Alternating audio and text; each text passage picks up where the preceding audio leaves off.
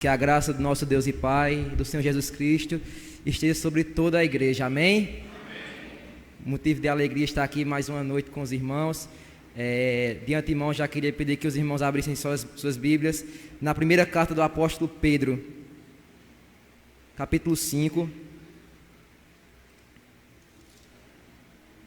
a partir dos versos 5. Primeira carta do apóstolo Pedro, capítulo 5, a partir do verso 5. Ao término da leitura, peço que os irmãos não fechem suas Bíblias, para a gente ir lendo o texto e expondo o texto e aplicando em nossas vidas. Amém, queridos? Antes de ler, queria já externar minha gratidão ao pastor Zé Maria e irmão pelo convite de estar aqui nessa noite com a igreja compartilhando do Santo Evangelho. Diz assim a palavra do Senhor: rogo igualmente aos jovens, sede submissos aos que são mais velhos, outros sim, no trato de uns com os outros, cingivos de toda humildade, porque Deus resiste aos soberbos, contudo aos humildes concede sua graça. Humilhai-vos, portanto, sob a poderosa mão de Deus, para que Ele, em tempo oportuno, vos exalte, lançando sobre Ele toda a vossa ansiedade, porque Ele tem cuidado de vós. Sede sóbrios e vigilantes. O diabo, vosso adversário, anda em derredor, como um leão que ruge, procurando alguém para devorar. Resisti-lhes firmes na fé, certos de que os sofrimentos iguais aos vossos estão sendo se cumpridos na vossa irmandade espalhada pelo mundo. Ora, o Deus de toda graça, que em Cristo vos chamou à sua eterna glória, depois de terdes sofrido por um pouco, Ele mesmo há de aperfeiçoar, firmar, fortificar e fundamentar. A Ele seja o domínio pelos séculos dos séculos. Amém. Amém, queridos? Como é uma carta, nós precisamos, antes de entrar nesse texto que Pedro explicou, nós precisamos entender por que ele explicou aqui, para quem ele estava falando. Essa carta, ela foi escrita, como o nome dela, a igreja já deu, pelo apóstolo Pedro. O mesmo Pedro que andou com o Senhor Jesus Cristo, que teve com ele em todos os momentos do seu ministério, né? Assim que começou, chamou. O mesmo Pedro que a sogra dele foi curada, o mesmo Pedro que negou o Senhor Jesus, o mesmo Pedro que era pescador, o mesmo Pedro que era bruto, o mesmo Pedro que era agitado, alvoroçado. É esse Pedro agora que é usado pelo Espírito Santo, é cheio do Espírito Santo, para escrever uma palavra que nós cremos que é a nossa única regra de fé e prática. Ele é um dos autores do Novo Testamento nessas duas cartas, né? O propósito de Pedro aqui na primeira carta especificamente é confortar a igreja. Ele já começa falando, Pedro, apóstolo de Jesus Cristo, aos forasteiros da dispensação. Forasteiros, eles usam esse termo, mostrando que os crentes não têm casas fixas, não têm morada e não têm um fim nessa terra, mas o fim do crente é o céu. E por isso ele deve ter tendas, ser um peregrino, saber que mesmo estando nesse mundo, andando e vivendo nesse mundo, ele tem um lar celestial, do qual ele pode gozar e do qual ele recebeu inteiramente de graça, pela graça do Senhor Jesus Cristo. Então Pedro está mostrando a eles que mesmo diante das provações, como já foi dito aqui nessa noite, mesmo diante das tribulações que esses cristãos passavam, eles tinham motivos para confiar no Senhor Jesus Cristo, motivos para confiar no nosso Deus. E ele vai dizer para a gente, Pedro, que nós devemos confiar no Senhor por várias formas, né? De fato, porque Deus nos chamou antes da fundação do mundo. Ele diz que nós somos raça eleita, sacerdócio real, nação santa, povo chamado das trevas para a maravilhosa luz, para proclamar o santo evangelho de Cristo Jesus. Diz que nós devemos aspirar como crianças ao nosso Deus, como a criança anseia aquele leite materno, leite genuíno de Deus. Mas também fala para nós que nós não fomos comprados com coisas perecíveis como ouro ou como prata, mas fomos comprados com sangue puro, como de um cordeiro sem mácula. Então, diante desse clímax todo aqui de provação, Pedro fala para a gente que nós devemos, ele nos encoraja a confiarmos no Deus da glória. O tema que gira em torno dessa carta de Pedro é a graça, e não somente a graça, mas como essa graça de Deus, o favor imerecido de Deus, nos leva a nos confortar diante das tribulações que nós enfrentamos dia após dia. Para terminar a sua carta, Pedro, nos últimos capítulos, vai começar a falar sobre a manifestação da graça na nossa vida. E o exemplo mais claro que ele vai nos dar é que a graça de Deus, ela vai gerar na gente humildade. É por isso que Pedro vai falar que as mulheres sejam submissas ao marido, o marido ame a sua esposa. É por isso que Pedro vai dizer que o servo, o escravo, seja submisso ao seu senhor, porque ele não está o sendo somente ao senhor terreno, mas ao Deus do céu, que o criou e que o salvou. No capítulo 5, no começo nós não lemos, mas Pedro fala que também os presbíteros e pastores têm que ser submissos ao Senhor e cuidar das ovelhas de forma feliz e de uma forma que não seja por obrigação, mas de forma de gratidão a Deus, como o bom pastor cuida de nós. E aqui eu queria escolher esses versículos, que são os finais, que Pedro aqui nos dá aconselhamentos em tempos difíceis, e sintetizo eles em 3 viés ao meu ver nesse texto, que seria a própria humildade. Ele nos manda ser humildes, ser submissos. Em segundo lugar, Pedro nos manda a gente ser vigilantes e sóbrios. Mas em terceiro lugar, ele nos pede e nos encoraja a ser esperançosos. Esse é o tema que gira em torno dessa carta. Nós somos chamados, nós temos o dever de cultivar a esperança em Deus. Não é uma opção, é um chamado. Assim como nós somos chamados a se alegrar, assim como nós somos chamados a se encher do Espírito Santo de Deus, nós somos chamados a também ter esperança, a ser humilde e a ser vigilantes. Amém? E confiram comigo no começo no versículo 5, na parte A, Pedro vai trazer para a gente, irmãos, um conflito que é muito latente desde a antiguidade por causa da queda. Confiram comigo na parte A do verso 5, ele fala: rogo igualmente aos jovens, sede submissos aos que são mais velhos. Por que Pedro fala isso? No começo, como eu já disse a vós outros, Pedro estava falando dos presbíteros e pastores, de anciãos da igreja. E Pedro agora vai trazer isso. Agora vocês que estão sendo submissos, vocês também têm uma autoridade que vocês devem servir. Vocês devem servir a uma autoridade espiritual que Deus colocou em cima de vocês. Sejam submissos aos mais velhos, não porque tão somente de idade, mas também pela experiência que já viveram diante da gente. Nós somos chamados a isso. Nós jovens, nós somos chamados a isso. Não quer dizer, e Pedro não está falando aqui, que o jovem está sempre errado e que o velho está sempre certo.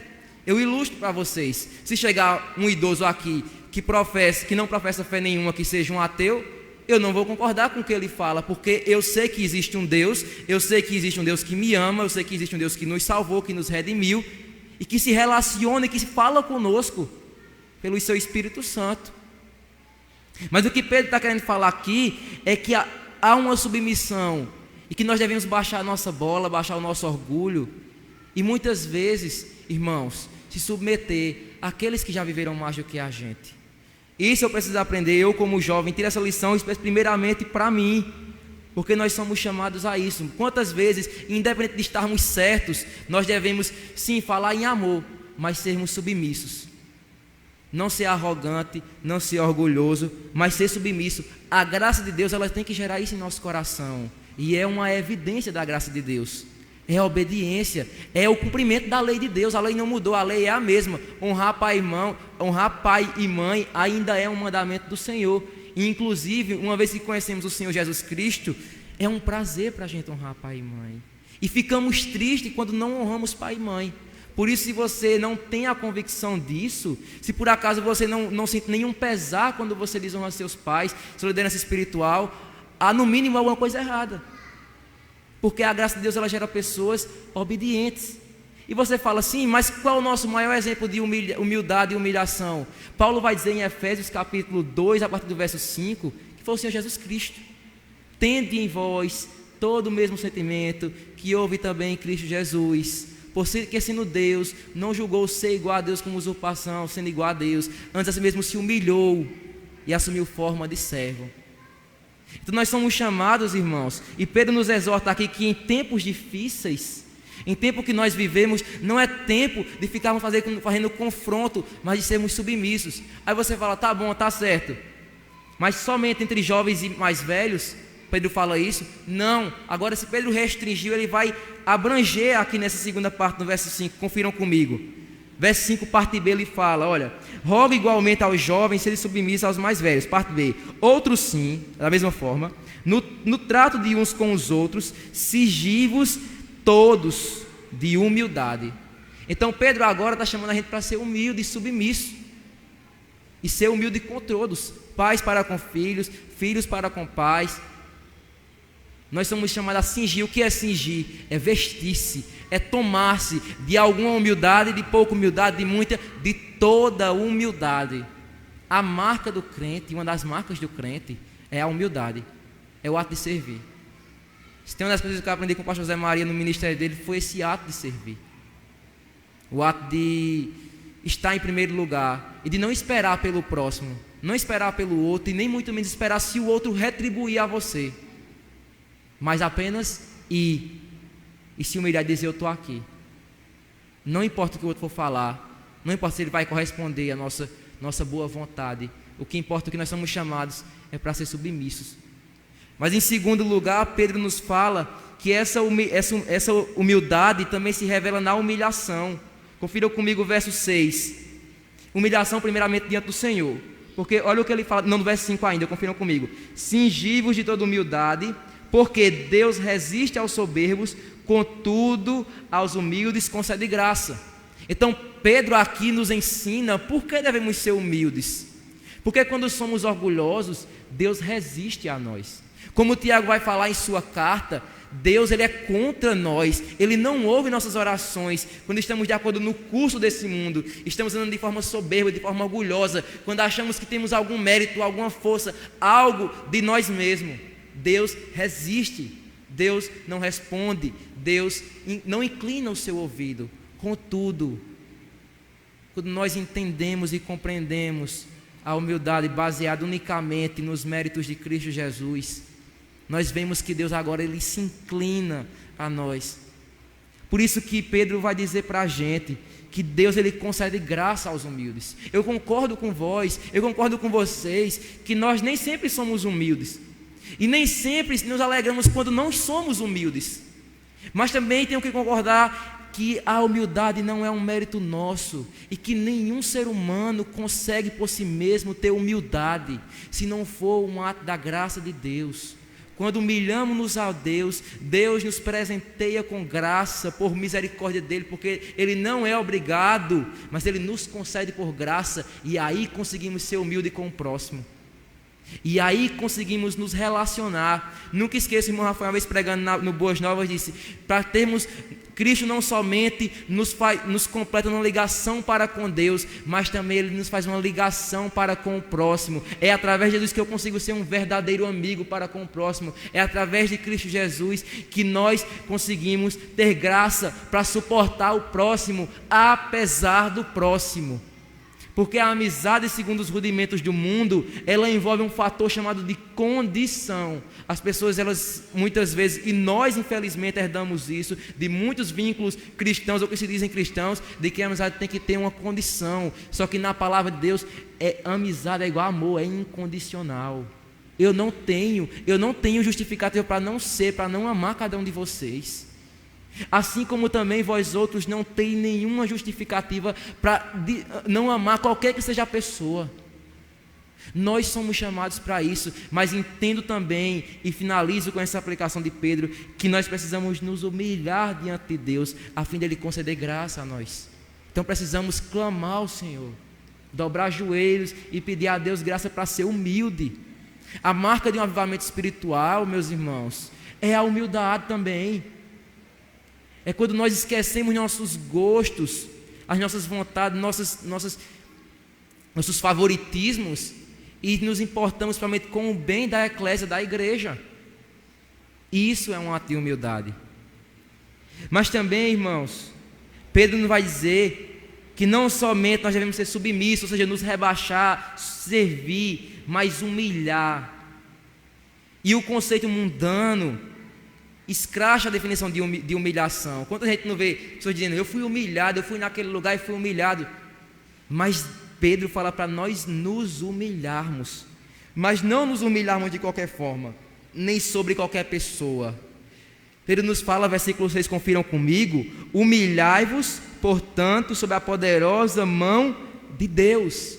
Primeira coisa é que Pedro não usa, olha, pode ser que vocês se humilhem, mas é um imperativo: humilhai-vos. Não existe crente, eu fico tão triste, eu não sei vocês, irmãos, quando eu vejo crentes dizendo, eu determino que Deus tem que fazer isso, eu decreto que Deus tem que fazer isso, eu declaro. Não, a questão do crente de chegar diante de Deus é humildade, é o publicano, é nem olhar para o alto, é bater no peito e dizer, Deus, tenha misericórdia de mim, tenha misericórdia da tua igreja, tenha misericórdia dos meus irmãos, meus familiares que estão perecendo.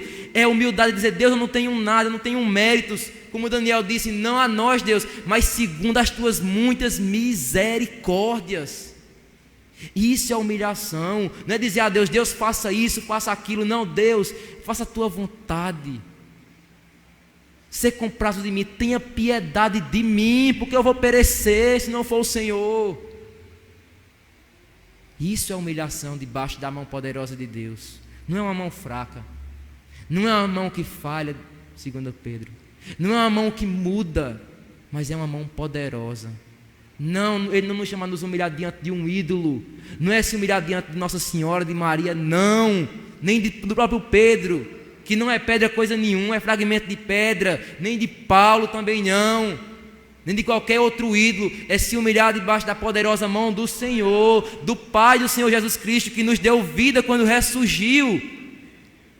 É diante dele, do Deus transcendente, que está longe, mas imanente, que se faz presente nesse culto, nessa noite, que fala conosco pela sua palavra e que se revela a nós graciosamente na pessoa bendita do Senhor Jesus Cristo, quando há 2000 anos atrás se entregou por nós e morreu nossa morte e justificou-nos e nos salvou e prometeu que um dia voltará e nos buscará, a nós outros, a saber, a nós que cremos no seu poderoso nome, povo de propriedade exclusiva de Deus. Mas ainda, meus irmãos, Pedro nos vai ensinar que essa humilhação diante de Deus, ela no tempo de Deus nos gerará exaltação. Confiram comigo a parte B do verso 7. Porque ele tem cuidado, verso 6 ainda, humilhai-vos portanto sob a poderosa mão de Deus, para que ele em tempo oportuno nos exalte. Pedro nos fala que nós devemos nos humilhar e que Deus no tempo oportuno, que esse tempo oportuno não é o nosso tempo, não é a relação de méritos, não é que eu tenho que me humilhar diante de Deus, diante dos meus irmãos hoje e Deus tem que me retribuir agora o que eu quero. É que no tempo oportuno Deus nos exaltará. E que exaltação é essa? É exaltação material? É fama? É riqueza? É ser melhor do que os outros? A exaltação que eu vejo na Escritura é sermos conformados à imagem bendita do Deus eterno, de Cristo Jesus, nosso Senhor. Porque está escrito que nós somos predestinados para sermos conformes à imagem do seu Filho, para que ele seja o primogênito, o primeiro entre muitos irmãos. É isso que eu creio que ele está querendo dizer quando Deus nos exalta. É claro, é bem verdade que Deus pode nos dar bênçãos materiais, ninguém nega isso. Quando Deus quer, Ele dá, mas a prioridade na agenda de Deus não é nos fazer prósperos materialmente tão somente, mas mais do que isso, Deus não quer dar pouco. Deus nos quer dar a maior bênção de todas. Deus não quer nos dar, Ele nos dá a maior bênção de todas, que é a salvação em Cristo Jesus. Por isso que Paulo, quando começa lá em Efésios capítulo 1, verso 3, já vai dizer: bendito seja o Deus e Pai de nosso Senhor Jesus Cristo, que nos tem abençoado com toda sorte de bênçãos espirituais nas regiões celestes em Cristo. Você que crê em Cristo Jesus, meu irmão, você é abençoado. Ser abençoado não é tão somente ter fama, dinheiro, riqueza, não é ser isento de problemas. Ser abençoado é ser alcançado pelo Evangelho de Cristo Jesus. É receber o Espírito Santo que confirma que somos filhos de Deus, que não importa o que o mundo diga, nós continuamos sendo filhos de Deus e ainda mais que estaremos com Ele reinando para sempre no céu de glória, que Ele não nos olha mais com olhos de tristeza, nem com olhos de ira, nem com olhos de justiça, mas aprove a Ele antes da fundação do mundo olhar para nós outros com olhos de misericórdia e dizer: eu amo vocês, perdoados estão os teus pecados. pecados, vai-te em paz. Isso é ser exaltado. Isso é ser exaltado. Então, diante das tribulações, nós precisamos nos humilharmos diante de Deus. No tempo oportuno Ele vai nos exaltar. Ele vai mostrar a sua face gloriosa e bendita, e nós vamos exultar o nome dEle no deserto. Não, como o pastor Zé Maria sempre diz, não somente com as mãos do Senhor, mas com a face gloriosa dEle, entendendo e compreendendo o que Ele quer em nossas vidas, entendendo e compreendendo que a vontade dEle, mesmo desconhecida para nós, a vontade dEle é boa, perfeita e agradável.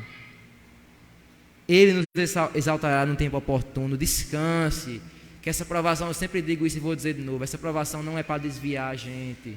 Não pense isso. As provações não são para nos tornar incrédulos. Deus não nos prova para isso. Deus nos prova para nos transformar cada dia mais próximos do Senhor Jesus Cristo, mais perto dEle. É só você olhar para o que você já passou e você ver quantas vitórias o Senhor te deu, não para que você fosse melhor do que os outros, mas para que você fosse melhor do que você mesmo e mais perto do varão que é Jesus Cristo. Amém, irmãos? Mas em terceiro lugar, meus irmãos, Ele vai nos mostrar, Pedro, que a humildade em tempos difíceis, ela parte não somente da submissão, não somente da humilhação, mas verso 7, agora sim, confiram comigo, do descanso e do consolo no nosso Deus, nosso Pai, lançando sobre Ele toda a vossa ansiedade, porque Ele tem cuidado de vós. E aqui sobre ansiedade a gente lembra de tantos textos maravilhosos, mas chegaremos lá. Mas primeiro nós precisamos ver esse verbo que Pedro usa aqui no verso 7, lançando. Primeira coisa desse verbo, é um verbo no presente contínuo. Não é lançar aqui no culto no domingo, à noite somente, momento de oração. É lançar toda hora, em todo momento. Nós somos chamados a lançar diante do Senhor nossa ansiedade. O verbo lançar não é colocar. Lançar tem um ato de jogar, de lançar fora, de permitir que saia, de apresentar, nas palavras de Paulo, melhor dizendo, em Filipenses capítulo 4, versículo 6. E não fiqueis ansiosos de coisa alguma. Como eu posso lançar diante? Você pode perguntar, como, Samuel, eu vou lançar diante de Deus? Paulo nos diz a resposta, Filipenses capítulo 4, versículo 6 ainda. Ele vai dizer, antes apresentai-vos com oração, súplica e cantos espirituais com ações de graças, e a paz de Deus, que excede todo entendimento, reinará em vós. Finalmente, irmãos, tudo que é puro, tudo que é justo, tudo que é amável, tudo que é de boa fama, se algum louvor existe, e se alguma coisa há, tudo que aprendestes, vistes e ouvistes em mim, isso praticai, e o Deus da paz estará convosco. Então, irmãos, nós precisamos confessar diante de Deus os nossos pecados, os nossos anseios, as nossas lutas. Não esconda seus pecados diante do Senhor. Você não pode esconder, na verdade, mas não esconda diante de Deus seus sofrimentos. Ele sabe, mas Ele quer ouvir. E assim você receberá a paz e a certeza que Ele tem cuidado de você. Há uma tradição da igreja ortodoxa, medievais e reformadas, que na liturgia do culto eles sempre faziam um momento de confissão de pecados. E eu acho uma coisa muito interessante, porque nós temos a ideia de confissão de pecados a um líder espiritual da tradição católica, mas nós na tradição protestante não temos essa experiência de confissão de pecados diante de uma pessoa física terrena, mas nós somos chamados, segundo a Escritura, a confessarmos, a colocarmos diante de Deus a nossa vida. Ele é o Supremo Padre, o Supremo Pastor, o Supremo Pai, que ouve nossas preces e nossas orações. É Ele que pode nos perdoar, é Ele que pode nos responder. Por isso nós precisamos nos colocar de joelho também, em tempos de crise, em tempos difíceis, e colocar diante do Senhor os nossos pecados, as nosso sofrimento, aquilo mais difícil de que nós nem conseguimos nem falar nem para nós mesmos, nós não queremos ouvir, precisamos colocar diante do altar de Cristo Jesus. Isso parte da humilhação, e parte também de lançar sobre Ele nossa ansiedade, porque estar ansioso é quando não confiamos e descansamos em Deus. A ansiedade parte disso, é quando nós não conseguimos viver o presente, e não conseguimos ver o futuro, e não conseguimos ver provisão, nem perspectivas de futuro, porque achamos que nós ainda achamos que temos a visão de que temos controle de alguma coisa, e que podemos, como diria Jesus, acrescentar um côvado ao custo da nossa vida. Nós não podemos. É por isso que o Senhor é tão enfático em dizer para a gente: não fiqueis preocupados com o que há vez de comer, o que há vez de vestir. Observem os passarinhos do céu. Eles nem semeiam, eles nem colhem, mas todavia o Pai deles sustenta eles. Não fiqueis preocupados com o que há vez de vestir. Olhe para os lírios do campo. Eles nem tecem, eles não fiam. E eu, contudo, de Jesus, vos afirmo que nem Salomão, o rei de Israel, supremo da corte de Judá, naquele tempo Israel ainda, o completo, Supremo, o rei, ele não se vestiu como esses lírios do campo se vestem. Ora, se os lírios do campo, que hoje são cultivados e amanhã são jogados fora, são queimados, levados para o fogo, são tão gloriosos, quanto mais a vós outros, homens de pequena fé. Cada dia baixa o seu próprio mal. Não fique ansioso. Deus, ele cuida da gente. Deus, ele tem cuidado. Pedro, interessante, irmãos, que ele não fala que Deus cuidava da gente, e nem fala que Deus cuidará de nós, mas é importante que você perceba que ele fala que Deus, ele cuida de você e de mim. Você não precisa ver um milagre, que eu creio que é bíblico, e que é bíblico porque a Bíblia diz que Deus faz milagre quando Ele quer, a hora que Ele quer, para entender que Deus é soberano, para entender que Deus é poderoso. No natural você pode ver o sobrenatural de Deus. Quem você acha que permitiu, que deu forças a você para você trabalhar e adquirir o sustento para a sua casa e para a sua família? Quem você acha que lhe deu inteligência para que você conseguisse produzir alguma coisa, transformar coisas em utilidades?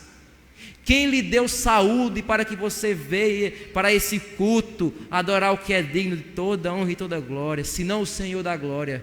Senão a sua providência maravilhosa. O nosso Deus, vocês sabem muito bem, não é um Deus que cria, mas também é um Deus que provém, um Deus que interage conosco, um Deus que providencia, um Deus que está conosco, e a promessa dele é que ele estaria conosco todos os dias até a consumação dos séculos. Não fique ansioso.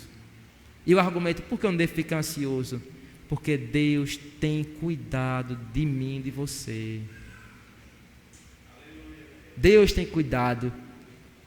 Ele cuida, Ele não cuidará, Ele cuida. Ele cuida.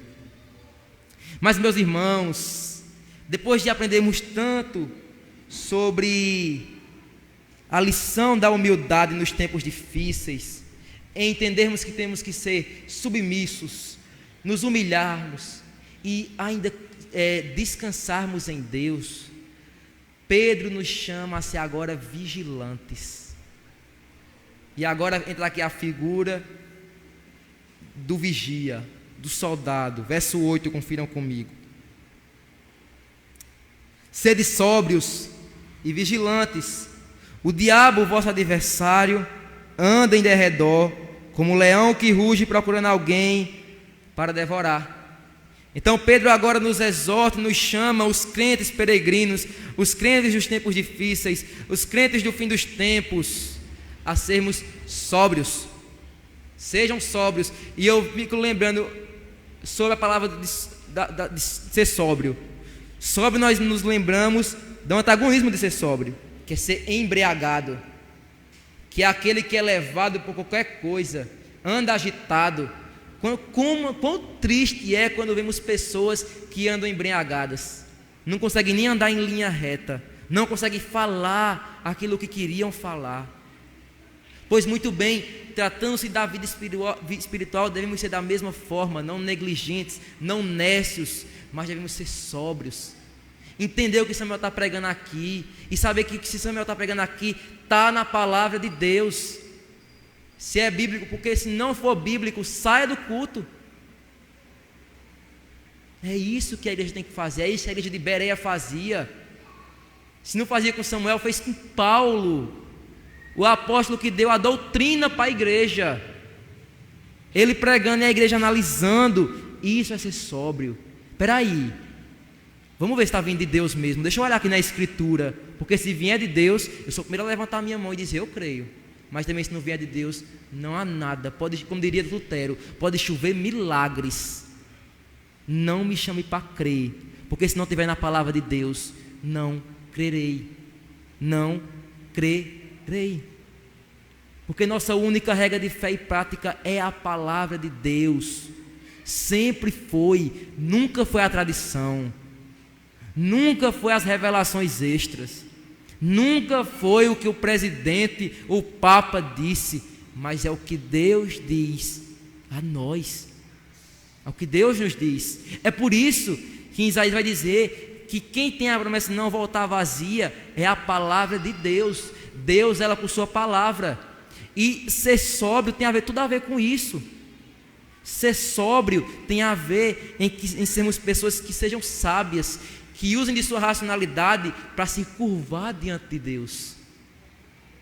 Ser racional não é coisa de cientista, de ateu, mas nós somos chamados para ser racionais, espirituais e racionais, porque a fé não anula a razão. Como diria Santo Agostinho, a razão ela caminha e ela é iluminada pela fé. A fé é suprarracional. E a fé, a nossa fé em Cristo vai iluminando a razão. E aí sim entenderemos o mundo, entenderemos a política, entenderemos a economia. E isso, ao meu ver, é ser sóbrio espiritualmente. É entender a vontade de Deus e saber o que Deus quer de nós. E aí sim eu preciso clamar à igreja e conclamar até a mim mesmo para vir para o culto de doutrina, para vir para a escola bíblica dominical. Eu preciso chamar a igreja para isso. Porque o que vai sustentar você nos dias maus é o Senhor através da sua palavra.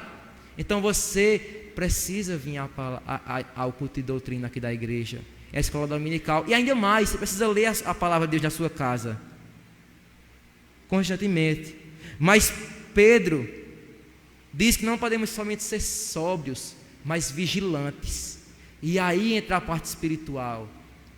Ser vigilante como um vigia é aquele que não descansa, é aquele que não é pego de surpresa, é aquele que está em constante comunhão com Deus e em oração com o Senhor.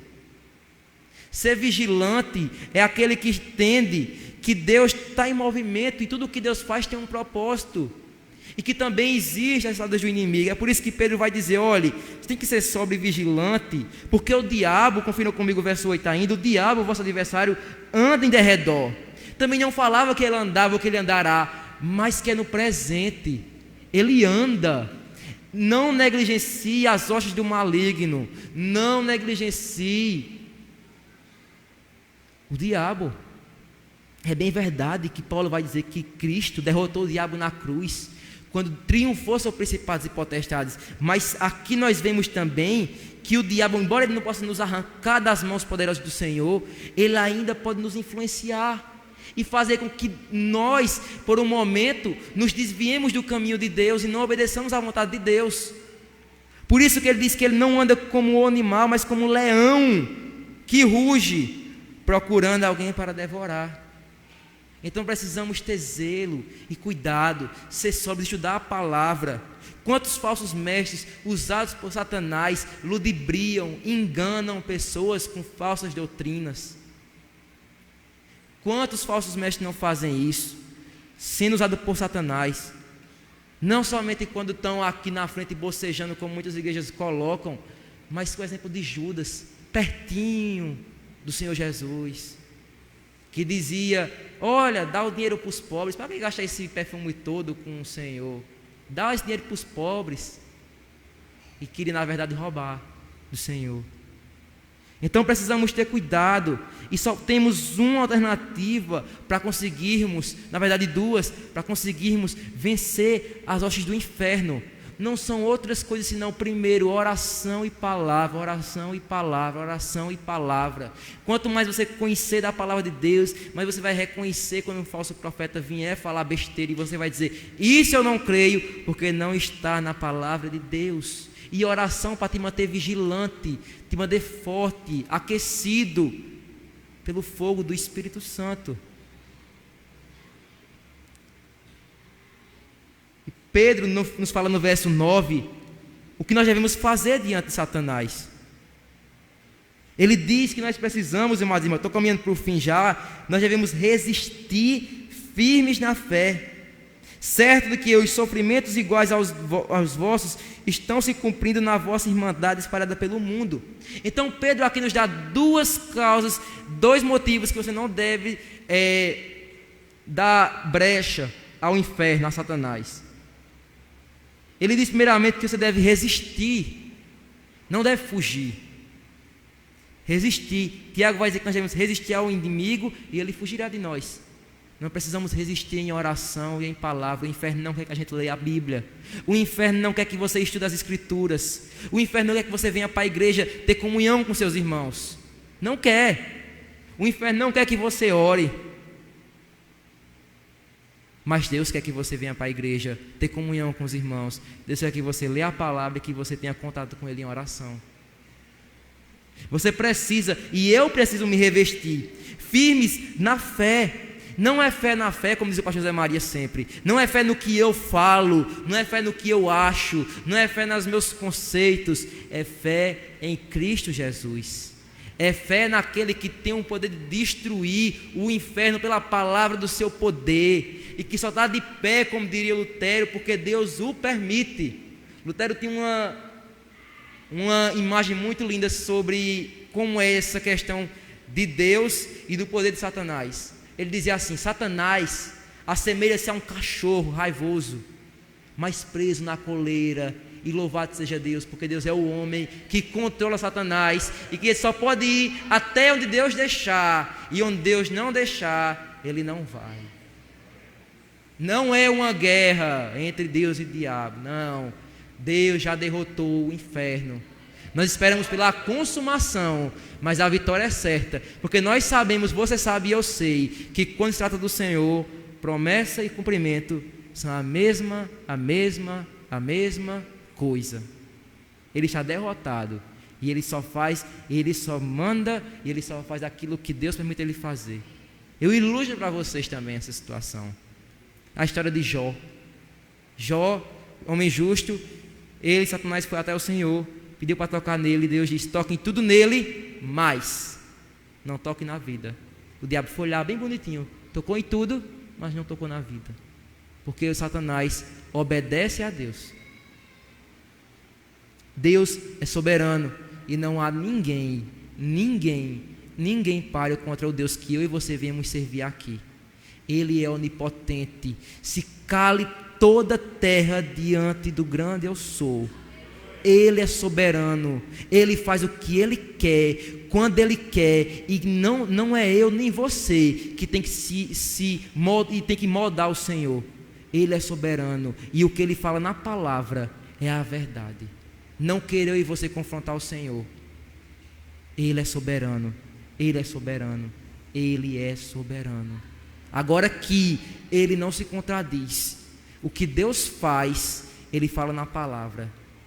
E Deus, Ele tem meios que Ele mesmo determinou de adorarmos, de servirmos, de bendizermos. É por isso que nem eu e você está aqui rodando e nem correndo para lá e para cá, como muitos grupos acabam fazendo. E digo isso com muito pesar, mas estamos aqui aprendendo a palavra de Deus, porque foi Ele que disse: prossigamos e conheçamos seu profeta em conhecer o Senhor. Agora é momento de palavra, e é isso que Ele nos pediu. Cresçam na graça e no conhecimento da palavra de Deus. Mas finalmente, irmãos, em tempos difíceis, nosso Deus nos manda ser submissos, vigilantes e esperançosos.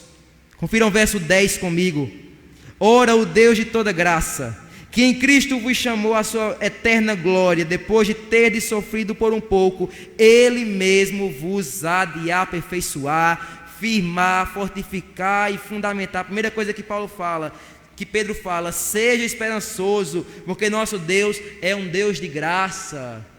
Não é um Deus de ira tão somente, que Ele se ira. Não é um Deus de justiça somente, que Ele é justo. Mas é um Deus de graça. É um Deus que nos dá aquilo que nós não merecemos, porque Ele quis. É um Deus que abre as mãos e diz que o trono da graça está aberto, e que nós podemos confiadamente se chegar a esse trono. É um Deus que nos recebe no seu Filho Jesus Cristo, e nos dá a salvação eterna. Esse é o nosso Deus. É o Deus que olha para mim e para você e diz: eu sou o Deus de vocês. Eu me compadeço de vocês. Eu tenho pensamentos de paz sobre vocês. Mas nós somos tão pecadores, Senhor, eu sei. Mas eu perdoei vocês, porque eu quis perdoar vocês. Mas, Senhor, não fizemos nada para que o Senhor perdoasse a gente. Mas ainda assim Ele quis perdoar a gente. E vai entender os propósitos eternos de Deus. Ele quis para manifestar, diz Paulo, o seu amor e a sua graça. Concluindo, irmãos, ele vai dizer que Cristo nos chamou à sua glória eterna. E aqui nós vemos que na cruz do Calvário é a consumação desse chamado. Quando o Espírito Santo vem ao nosso coração e nos convence irresistivelmente do pecado, da justiça e do juízo, nos chama para estar com Ele. E para terminar, ele diz que depois de ter sofrido por um pouco, como diria Paulo em Romanos 8:18, estou bem certo, irmãos, que os sofrimentos do tempo presente não podem ser comparados à glória que há de ser revelada. Porque estou bem certo que o eterno, que nosso leve momento de tribulação não pode ser passível de comparação ao nosso eterno peso de glória. Diz Paulo, em parafraseando, em 1 Coríntios capítulo 4.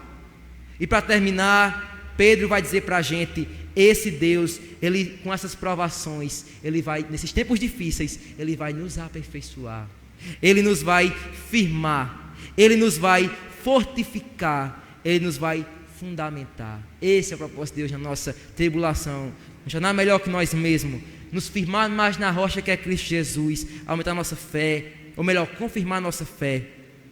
Ele quer nos fortificar, para que possamos agora abençoar outras pessoas e entender a sua vontade a cada tribulação, ou pelo menos não entender, mas confiar nela e fundamentar, nos dar uma base sólida, em que nós não vamos cair por besteira, que pode vir a tribulação, mas como diria o Senhor Jesus em Mateus capítulo 7, estamos firmados na rocha angular, rocha perfeita, rocha eleita, rocha imutável, rocha tremenda, que é Cristo Jesus, pedra angular, onde está sustentada a igreja, e nós, como fragmentos de pedra, estamos postos nela, de onde nunca mais havemos de ser retirados. E como aplicação, versículo 11, eu encerro com essa frase: a Ele, a Deus, seja o domínio pelos séculos dos séculos. Amém. Pedro encerra essa carta, esse apagão, essa escritura, dizendo que Deus tem um domínio sobre tudo, que a Deus seja toda glória, toda honra. Quando entendemos, irmãos, que nos tempos difíceis somos chamados a ser humildes, somos chamados a sermos vigilantes, e que somos chamados, amados irmãos, a ser esperançosos, não nos resta outra coisa a não ser dizer o que Paulo diz em Romanos 8, a profundidade da riqueza e da sabedoria e do conhecimento de Deus. Quem foi seu conselheiro? Quem foi aquele que deu a Deus para que ele venha ser restituído? Quem foi aquele que ensinou a Deus? Porque dele, por meio dele, para ele, são todas as coisas. Que Deus nos abençoe, que Deus nos dê força para continuarmos e perseverarmos. Pastor José Maria vai orar por nós. Para, meus irmãos, sermos humildes, vigilantes e esperançosos. Que Deus te abençoe e te dê força. Que Deus nos ajude como o irmão Johnny já disse, a perseverar nessa festa, não somente nela, mas todo momento, em todo lugar, a fim de experimentarmos um verdadeiro avivamento espiritual.